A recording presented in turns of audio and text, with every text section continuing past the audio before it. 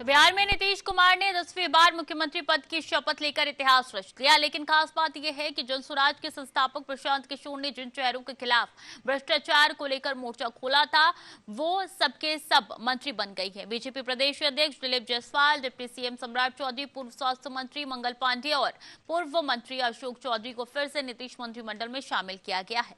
ऐसे में सवाल यही है कि अब प्रशांत किशोर का अगला कदम क्या होगा। प्रशांत किशोर ने बिहार चुनाव से पहले ही बिहार चुनाव 2025 के रिजल्ट के बाद एक बड़ा ऐलान किया। प्रशांत किशोर ने यह साफ किया है कि अगर नीतीश मंत्रिमंडल के अंदर 4 चेहरों को शामिल किया गया तो कोर्ट से लेकर जनता के बीच इस मुद्दे को लेकर जाएंगे। 20 नवंबर को शपथ ग्रहण के अंदर सभी चेहरे शामिल हो गए, जिसको लेकर पीके ने मोर्चा खोला। बिहार चुनाव से पहले पूरे चुनाव अभियान के दौरान प्रशांत किशोर ने एनडीए के 4 प्रमुख नेताओं को भ्रष्टाचार और जमीनी स्तर पर बिगड़े शासन के लिए जिम्मेदार ठहराते हुए उनका कड़ा विरोध किया था। लेकिन अब डिप्टी सीएम सम्राट चौधरी, मंगल पांडे, दिलीप जायसवाल और अशोक चौधरी सहित जिन प्रमुख नेताओं को प्रशांत किशोर ने मोर्चा खोला था, वो सभी एक बार फिर मंत्रिमंडल का हिस्सा बने। प्रशांत किशोर ने सम्राट चौधरी पर हत्या, शैक्षणिक योग्यता से लेकर उम्र और कोर्ट को गुमराह करने के आरोप लगाए। दिलीप जायसवाल पर एक मेडिकल कॉलेज को हड़पने का आरोप है। मंगल पांडे के ऊपर भ्रष्टाचार के आरोप, अशोक चौधरी पर आय से अधिक संपत्ति और भ्रष्टाचार के आरोप लगे। लेकिन नीतीश मंत्रिमंडल के अंदर सब के सब एक बार फिर से मंत्री बने। प्रशांत किशोर का तर्क यह है कि इन नेताओं की मौजूदगी बिहार की राजनीति के अंदर कोई भी बदलाव नहीं लाने देगी। बिहार चुनाव के अंदर अपनी पार्टी की हार के बाद प्रशांत किशोर ने अपने पहले संवाददाता सम्मेलन के अंदर नीतीश कुमार से आग्रह किया कि दागी नेताओं को मंत्री न बनाए। उन्होंने कहा कि अगर ये नेता मंत्री बनते हैं तो वो कोर्ट से लेकर जनता के बीच जाएंगे।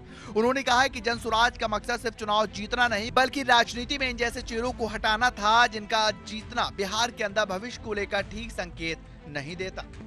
आपको बता दें कि जिन 4 नेताओं पर पीके ने निशाना साधा, जो सम्राट चौधरी, मंगल पांडे, दिलीप जायसवाल और अशोक चौधरी, उन सभी को कैबिनेट में अहम भूमिका मिली है। पीके इसे सिस्टम की नाकामी बता रही है, जबकि एनडीए इसी बेवजह का राजनीतिक शोर कह रहा है। इतना तय है कि शपथ ग्रहण के साथ शुरू हुआ ये विवाद आने वाले दिनों में और गरमाएगा, क्योंकि पीके दावा कर रही है कि उनके पास सारे दस्तावेज मौजूद है। अब नजर इस बात पर है कि क्या वो सबूत सार्वजनिक करेंगे या ये मामला सिर्फ बयानबाजी पर ही टिक कर रह जाएगा।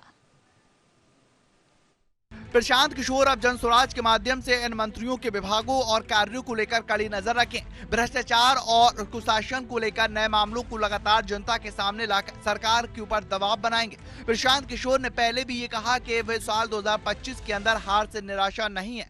साल 2029 के लोकसभा चुनाव को टारगेट करते हुए बिहार की जमीन स्तर पर जन स्वराज संगठन को और भी ज्यादा मजबूत करेंगे, ताकि अगले बड़े चुनाव के अंदर इन चेहरों को सत्ता से बाहर किया जा सके।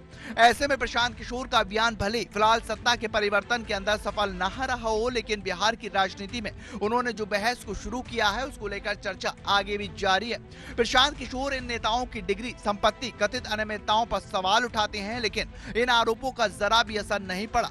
नई सरकार के अंदर इन चारों को साफ साफ राजनीतिक प्रमोशन मिला और इसी वजह से अब राज्य की राजनीति को अंदर एक नई बहस छिड़ी।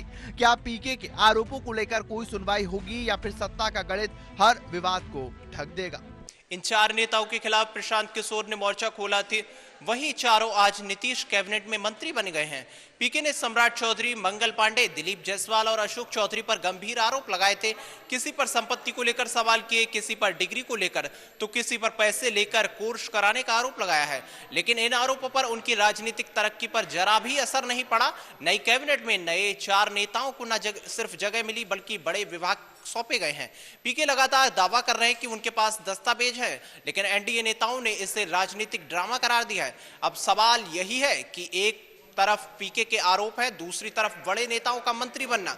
क्या आने वाले दिनों में यह टकराव और तेज होता नजर आएगा, या बिहार की राजनीति का यह नया अध्याय अभी और गर्म होने वाला है?